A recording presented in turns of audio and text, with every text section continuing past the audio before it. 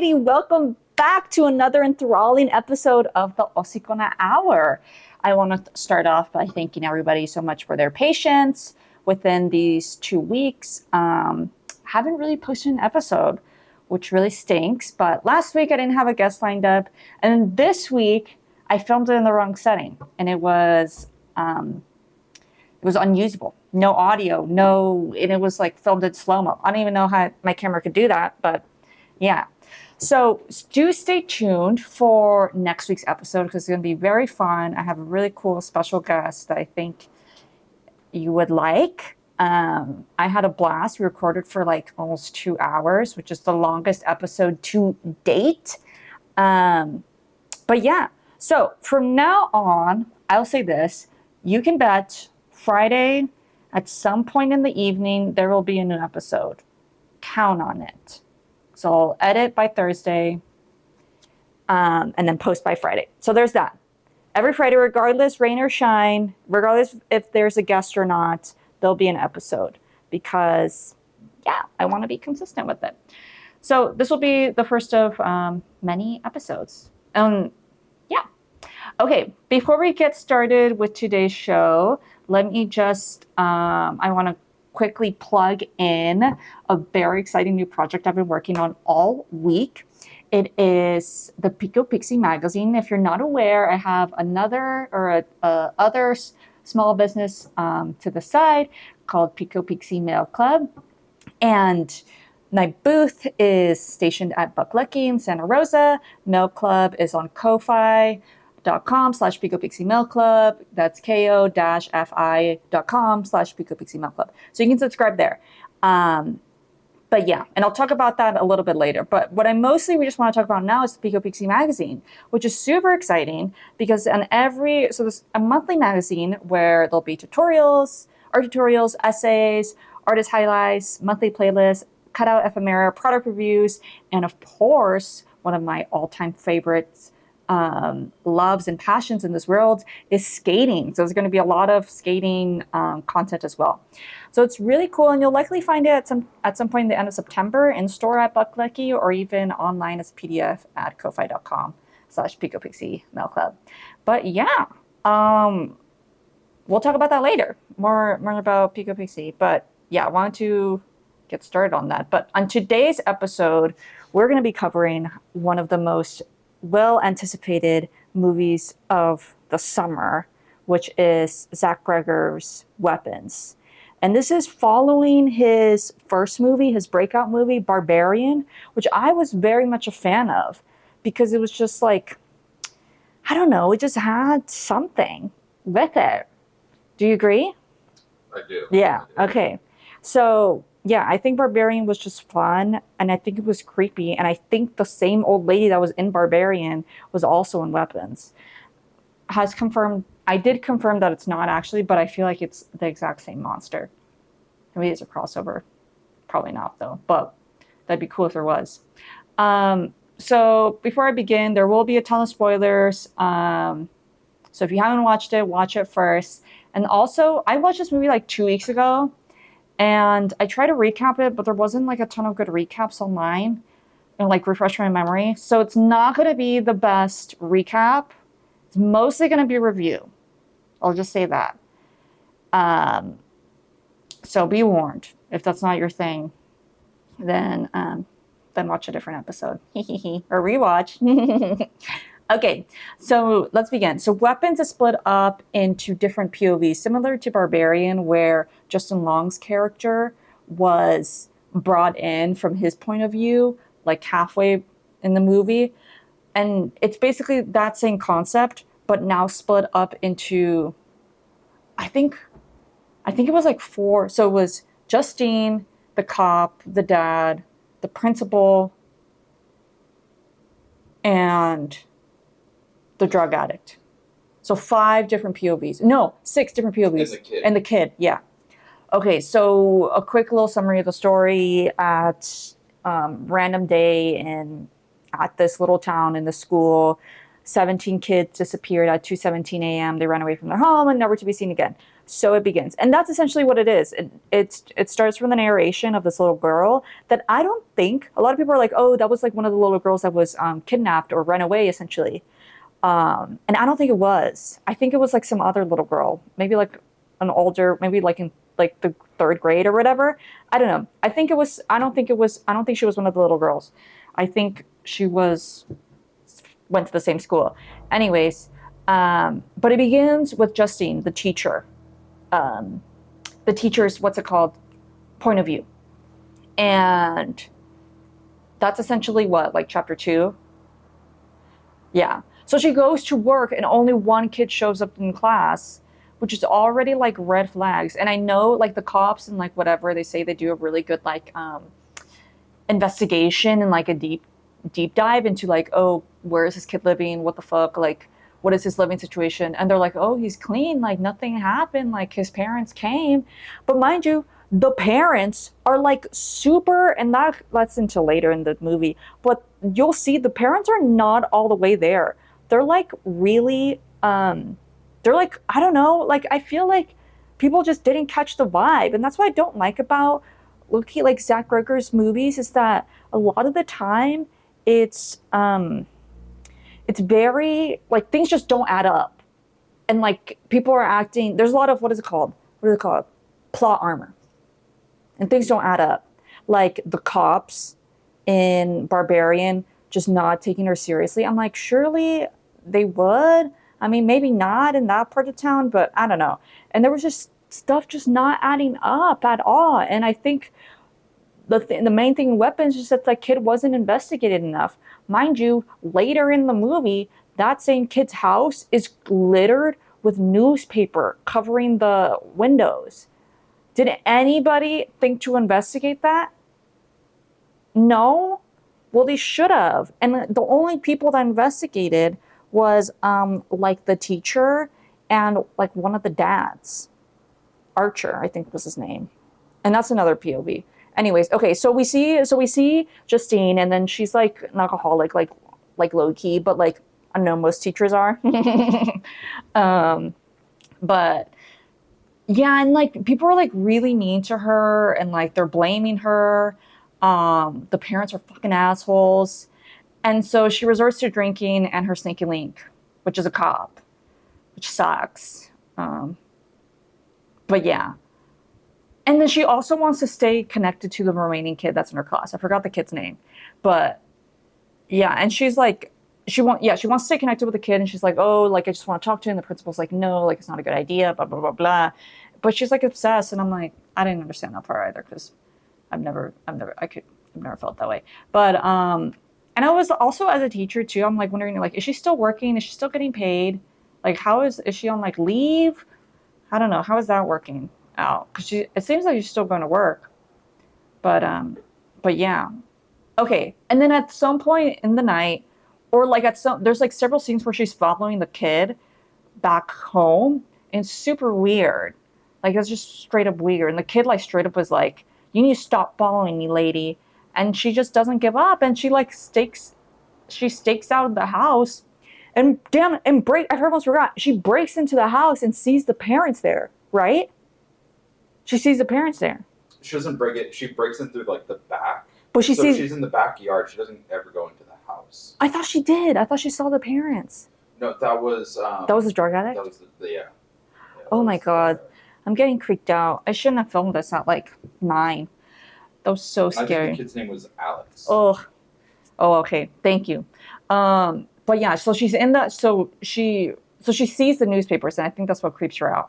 Whatever. So so I think that same night she stays the night in her car and sleeps like damn near right next to the house. And in the middle of fucking night, the door opens of their front house, and it's crazy. It's literally right from my nightmares. It opens and you don't see anybody. Like the door just opens by itself and it's pitch black. And then you see a really like scruffy white lady emerge from the house. And she's kind of in a rush. I think she's running, or like at least walking fast. She wasn't walking normally. Isn't she doing kind of like the same Oh. role the kids were doing? Like, Yeah, it is. Okay, it's so scary. and she's got like, is it like scissors? Yeah, she's got scissors. Oh God. Okay, she's got scissors, and they're not like school scissors. They're like silver ones, which are immediately even more creepy. Okay, and she's scruffy, and she goes in the car, and we see. So it's from her. So it's from Justine's angle, or not Justine. No, it's not from Justine's view. It's like the camera is facing Justine, and so you see the mom going past, and then you hear the fucking back door open, which I'm like, bruh, like how, like even like if I'm in my car and like there's nobody around, I lock my doors. I feel like most people do. No. She was drunk though. Oh, she was Remember, drunk. like she pours a whole bottle of vodka into like the. Oh, into the, like, the water big bottle? gulp, Oh, into the double gulp cup? Yeah. God damn. Which even then, I feel like, just lock your door. Just lock your door. I know. No, if anything, I'd be even more paranoid. Oh, God. We shouldn't have done this. This is a bad idea. Okay, so and then we hear the back door open, and we see scissors get into frame, and the lady cuts hair from, and you think she's gonna fucking kill her or stab her, and she cuts her hair and then leaves, and that's, I'm not sure what's creepier, but yeah. Okay, and then I think the next day, this is when shit hits the fan. So the next day, she goes and gets gas, at the gas station, and literally, and like the dad that fucking vandalized her. I didn't say that first part, but he vandalized her car, and wrote witch or painted witch on her car, which is like whatever. She's not a witch, but and he's like giving her a hard fucking time, and like he was like, and it pissed me off. He was like, you're acting like the fucking victim in this. You're not the victim, mind you. He's the one who terrorized her car and vandalized her car. Anyways, so then in the corner of the frame, you see the principal coming at her at the same T-pose, and he's like, his eyes are like bulging, and he's like running, which is already terrifying. And then he attacks her, and then like whatever, they get into a scuffle, blah blah blah blah blah, blah whatever. And at some point, I think there are a couple of jump scares where you see Gladys, the fucking witch, bitch, and that scares the fuck out of me too. I couldn't see it. I had to cover my eyes. But yeah, okay. And then I think the next POV is the cop that she was fucking the night before. I think that's who it is. I don't remember his name though, but he's a cop and he's investigating, and they're not really finding shit. But yeah. Anyways, okay, so he's like patrolling or whatever, and then he comes across, like, he sees whose character? The guy from Euphoria. So it's Austin. Yeah, it's Austin Abrams. The like James. Yeah, his name is James. The guy from Euphoria that like dated one of the characters or whatever. Anyway, so he's the drug addict in that. I think he did an amazing job.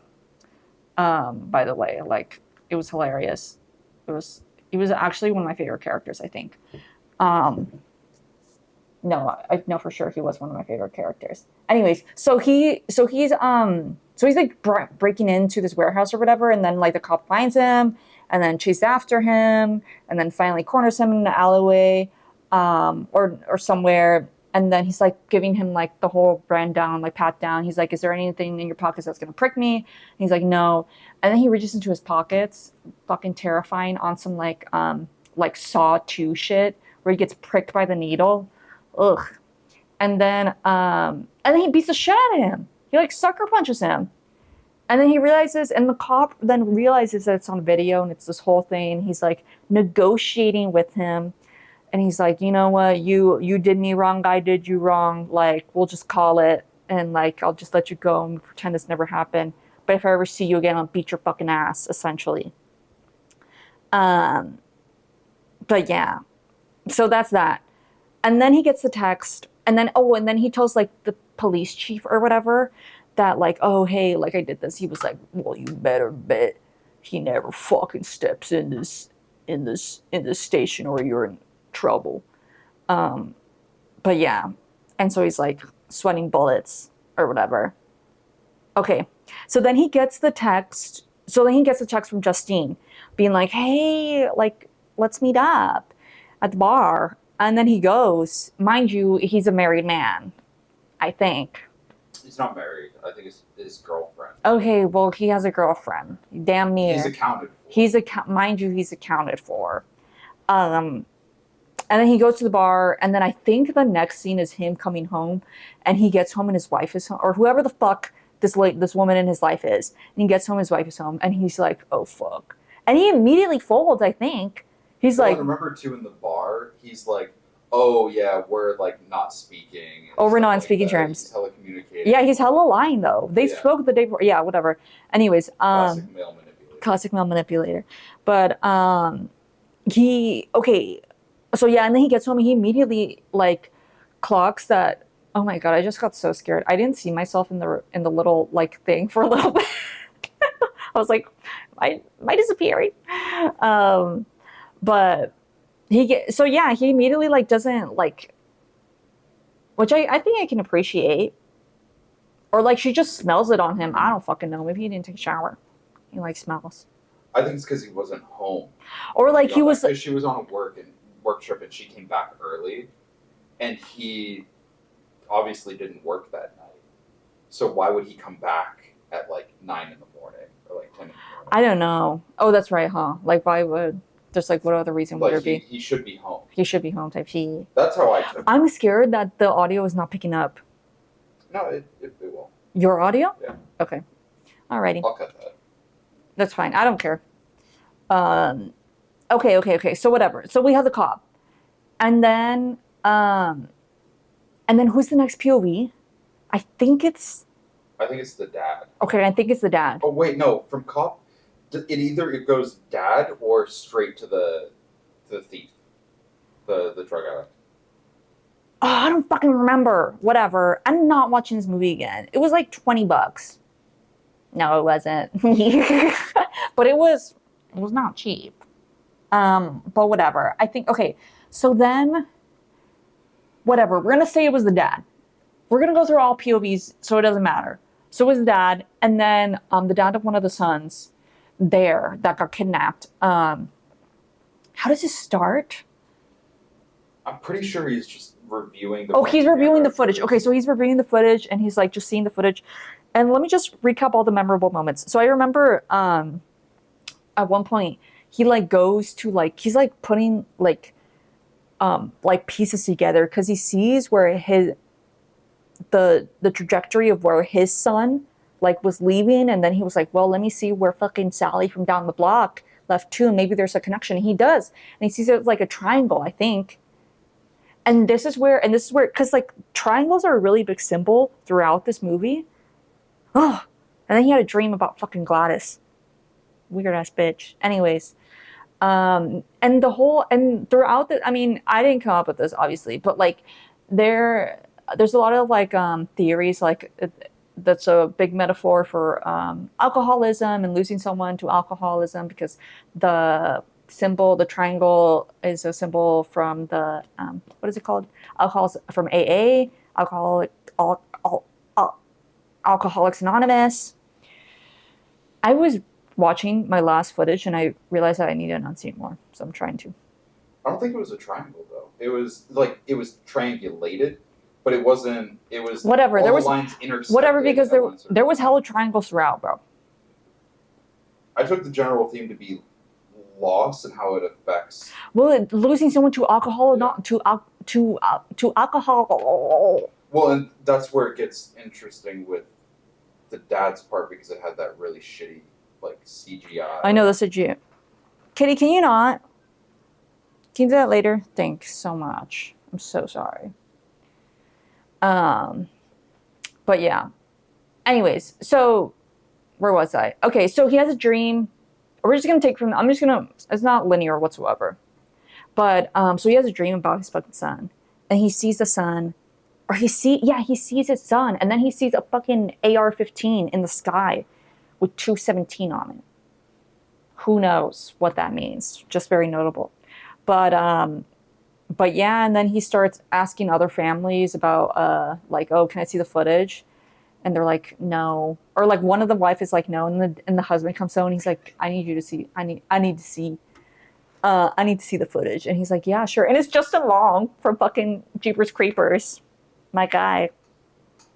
But okay, yeah, that's all the notes I have. Okay, so yeah, and then I think what else can I tell you? Oh, and then he's like a contractor or something, so that's why he has to paint, and that's why he paints, and that's when we find out that he paints witch on Justine's car. And he starts putting two and two together. I think that's it. And there's a couple of jump scares with where we see Gladys in her fucking clown makeup. Well, and then you get the perspective from him at the gas station with Justine. Oh yeah, we get the perspective of him from Justine at the gas station with the principal. What's it called? Coming and tackling him or whatever. But yeah, did I miss anything?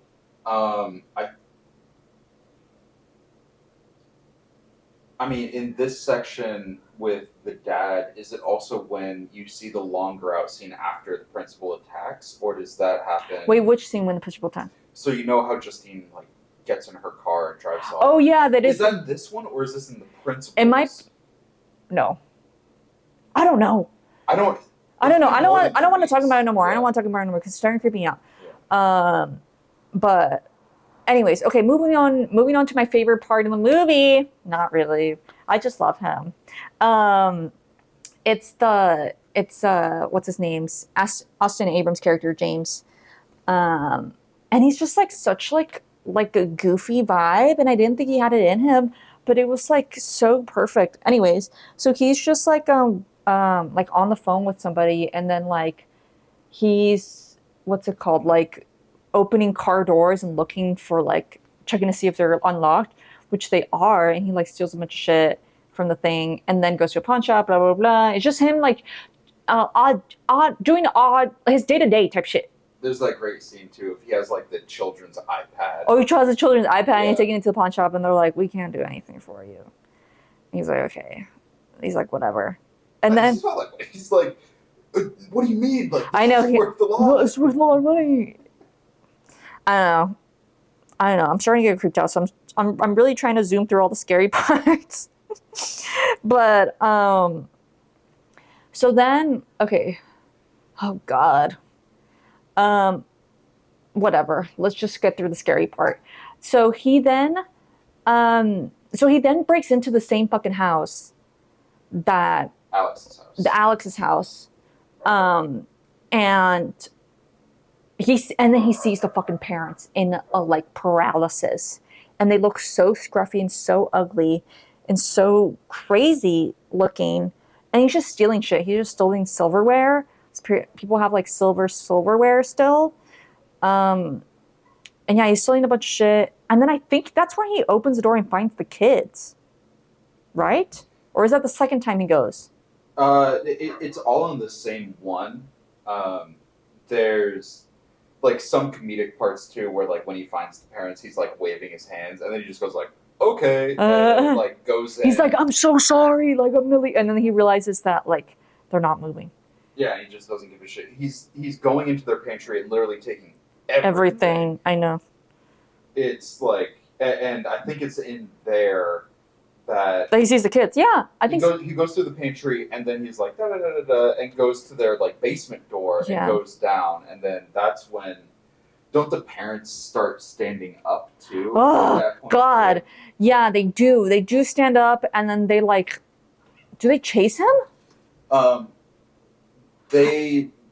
I think they kind of just like chase him out of the house. Yeah. And he runs. Yeah, they chase him. Wait, they chase him. Wait, so they chase him out of the house, and he fucking runs, and then he runs back to his little like little hideout, and he sees, which is in the woods, where his like tent is, and where he does like all his drugs and stuff. He sees him.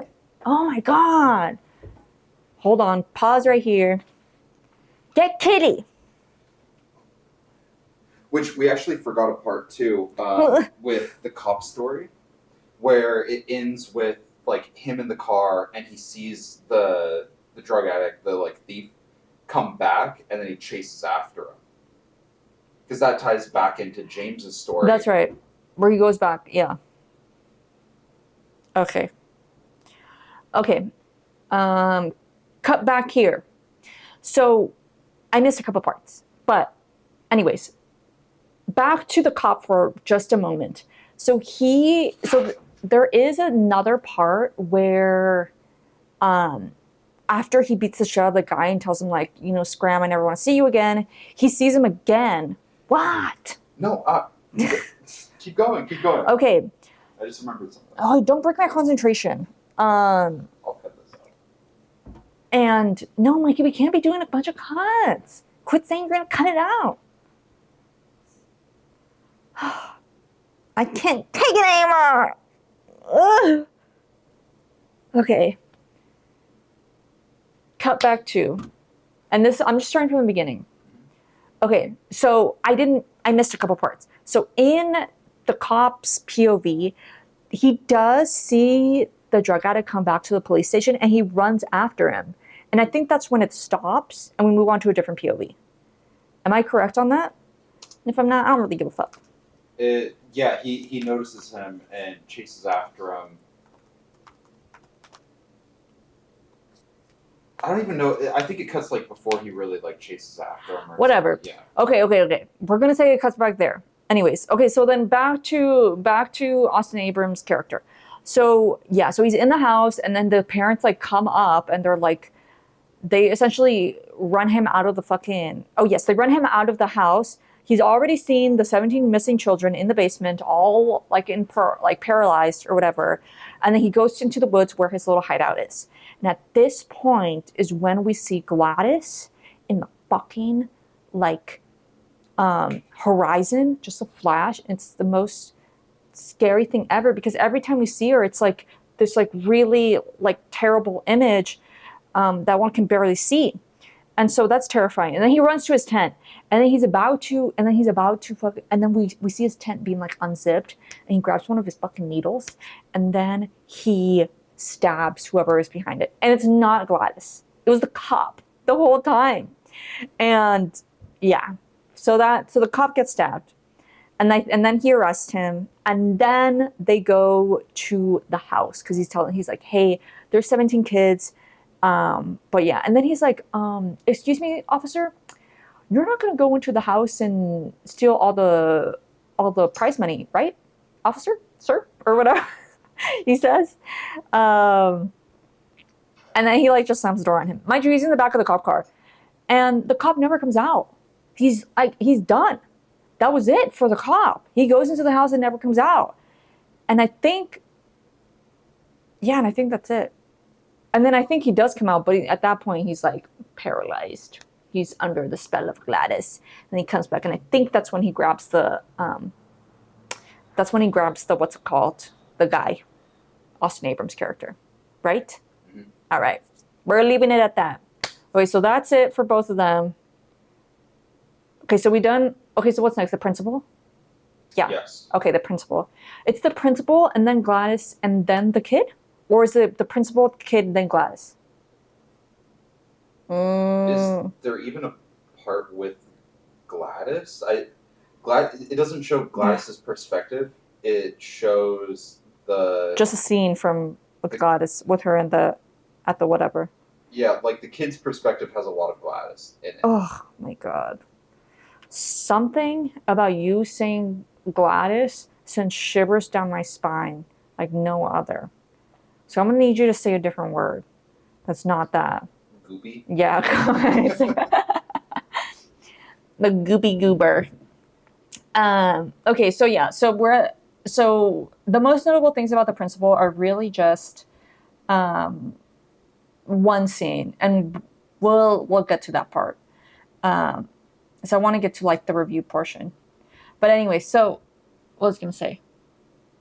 Okay. So yeah, so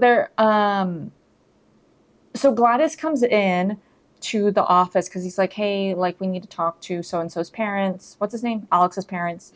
And she comes in and she's like, well, they're not available, blah, blah, blah, blah. And they were for a little bit early on when they were like just at first paralyzed and guess not anymore, whatever. So they're not available. And she's like in her wig and whatnot.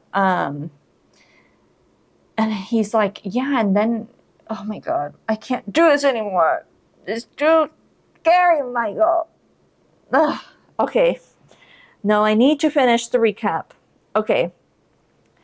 So she sees his ribbons, his like prize ribbons of literacy or whatever. I don't know. Um, and that'll come into play later. So she's like, oh, like we really need to talk to him. Like, and she's like, well, they're very sick. You can come by the house. And he's like, okay. So he comes by the house, and he brings his partner too, or what the? No, she goes to his house. I think she goes. No, she goes. Yeah, she goes to his house. The fuck. Okay, she goes to his house, or like we can come back. We can come by to your house. That's what it is. Or does she come in and invite? So she meets him at his office. They have that conversation. Yeah, yeah. And then he goes back home. He's with his husband or boyfriend, and like the doorbell rings, and she does the whole like, "Oh, like I missed the bus" or something like that. Oh, okay. It's so hot out here. I need a glass of water, and he's not messing with it at all. The husband. The principal. Oh, he's like, yeah. oh, that sucks, because she's asking him for a ride. Yeah, and he's like, I can't help you. Like that's pushing like workplace boundaries or whatever.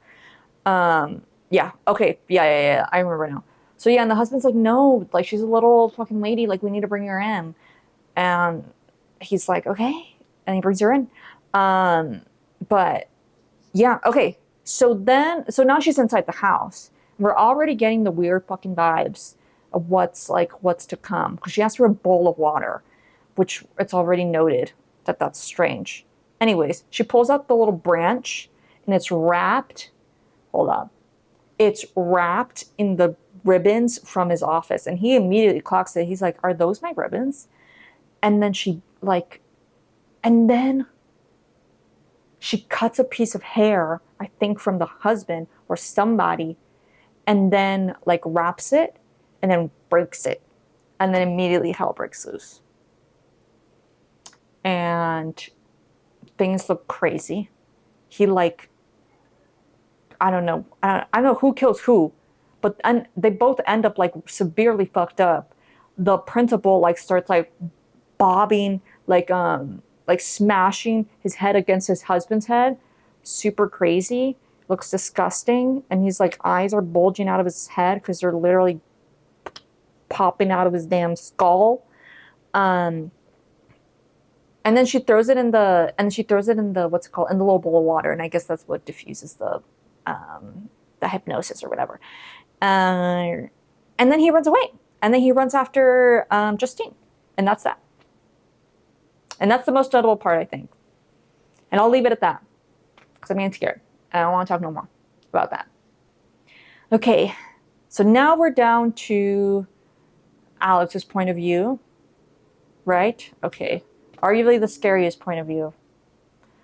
So we'll get through this quick.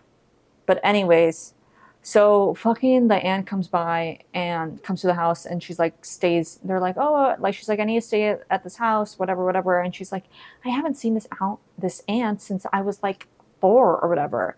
But like so and so really likes it, so let's like let her stay. So they're already like feeling a little bit weird. And then like what? Like one day they're sitting at the dinner table, and Alex is there too, the little boy, and what does she say to him? She's like, what does she say? It's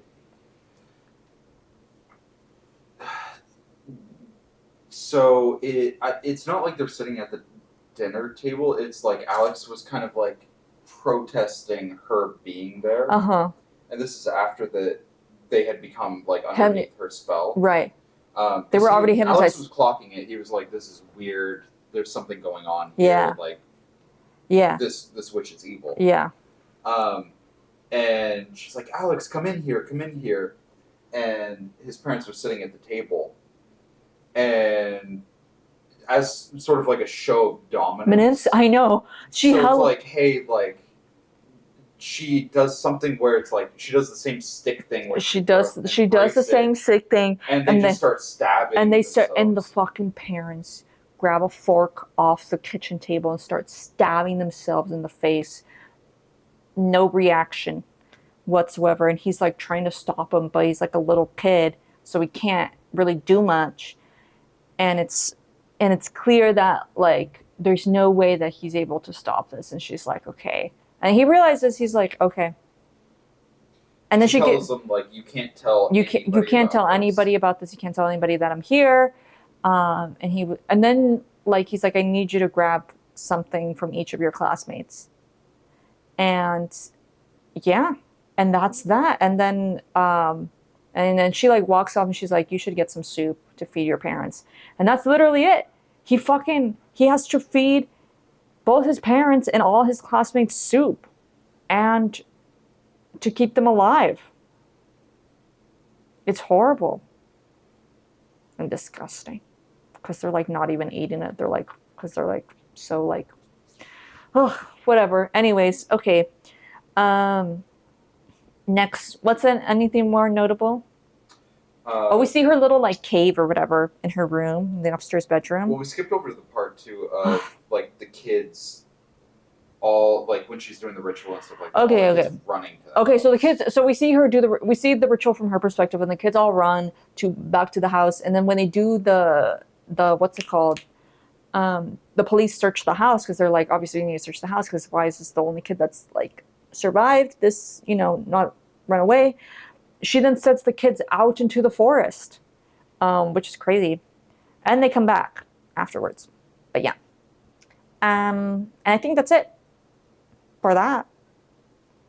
Please. Okay, cool. All right, we're moving on.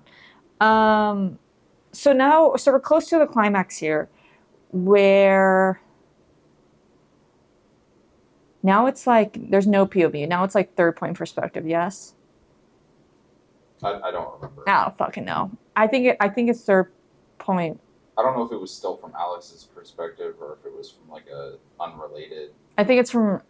Well, anyways, whatever. So then, what's her name? Justine and Archer. They're like, we need to go inside this fucking house because they triangulate it to this house. So they go inside, right, during the day. Whatever. They go in. Yeah, they go and they see the cop car. They see the cop. Yeah, they see the cop car. So they go inside the house and they see the cop car, and then the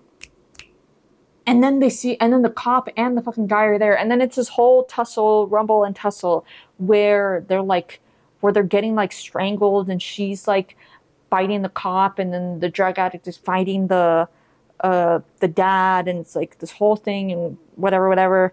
And upstairs, the parents are blocking the door to the witch's room, and Alex is there, and before this whole thing happens, the witch is like, okay, don't cross like the salt barrier or whatever. And I guess the salt is what keeps them at bay. But as soon as they cross that, all hell breaks loose. But yeah. Anyways, so that happens, and there's a whole like tussle and wrestle. Fast forward, Alex crosses that barrier, and he's in the room, and he sees this little tree with all the little branches, which is presumably is where the witch is getting all her powers. So he's like literally like being chased by his like rabid parents. He grabs a branch, wraps it in one of the hairs of the witch that he takes from the wig, and the witch is so fucking ugly. Like she has little braids and for her hair because she's like really well. Let me go back a little bit. Like the whole reason why she's doing this is because she's dying. Like it's presumed that she's like a bajillion years old and she steals the life force of her victims, and that's how she stays alive. And so that's why she needed so many people and whatnot. And yeah, so she steals the hair from one of the things, wraps it in this twig. And then yeah, I don't think I skipped any big parts. It's just the fight and whatever, right? Mm-hmm. Yeah. Okay, and then he breaks it, and all the fucking kids from the basement. Oh no. Okay, so he breaks it, and it pans back to the witch, and it's clear that she understands what just happened, and she's like, "Oh no!" And a swarm of children start chasing her. And it's like some like Scooby-Doo moment where like they start chasing her through all the houses and whatnot. And they like rip her to shreds and like bite her, and that's the end of her. And and then everybody's out of, and once she's died, once the kids are done with her, everybody's out of their trance. But a lot of them are not okay. Like the parents are like not okay. Like they're not hypnotized anymore, but you could tell like they're not there. Like lights on, no one's home type shit. But yeah. And so there was that. What else can I tell you? All right, fast forward to the ending, which is already like that was the ending ish. Then we hear the little girl's voice again, and she's like, "Alex isn't feeding soup to his friends anymore. Someone else is." Which is like, damn, like they're living at a home, and like because they're not like able-bodied enough to give themselves food, which is crazy. So sad. Um, but some of them started talking. That was how they ended, I think. Right? And that was that. And that was Weapons by Zach Greger. It was a wild ride, I think. It was fun. Compared to Barbarian, I think this was a lot more interesting. I would say. But yeah, I think it was great. I'm really excited for his next step. There's said to be a prequel to the movie where we see Gladys's like how she came about essentially. Why is she a crazy witch? Which I don't know if I really need, to be honest. I don't think as a viewer I need that. The same reason I didn't need Pearl from the X franchise. I don't think I need that from A24. Because honestly, I don't know. I just didn't. I didn't think it was good. But we'll see what comes about. We'll see what comes about. And I think if I were have to say ranking this was pretty good, I'd give it a solid like 4 out of 5. Yeah, I'd give it a solid 4. It was fun. I think it was a little goofy at times, which was nice because it was really scary. Um, but I think the ending was a little tough for some people just because that final chase scene between the kids and the witch went on for a little long. And like, I get, people don't really like that sort of stuff. But what else can I say? It was interesting. I think it was a very interesting plot line. It got me watching videos about like, oh, what do all these symbols mean or whatever. And whenever a movie does that, it's a good movie in my book. But yeah, I'm excited for what comes next for this director. Like I said, Barbarian was really fun. This one was even better, but we'll see. And so, oh, and what was it like? Jordan Peele essentially like fired his whole like negotiation team or whatever. You didn't hear about that? No. No? Okay. Well, yeah. Might have been, a different movie had he got his hands on it. But yeah, what else can I say? Look out for that next episode. It's going to be a pretty cool interview with pretty cool organization. So do look out for that. But yeah, thanks so much for listening. Hopefully we reached an hour. Did we? No? I guess we'll check. But yeah, what else can I say? Yeah, look out for Pico Pixie Milk, Pico Pixie Magazine by the end of September. If you're local, Santa Rosa, Buck Lucky, you'll find my booth. And always online at co-fi.com/Pico Pixie Milk Club. But yeah, thanks so much for listening, everybody. Tune in next week on Friday. Bye.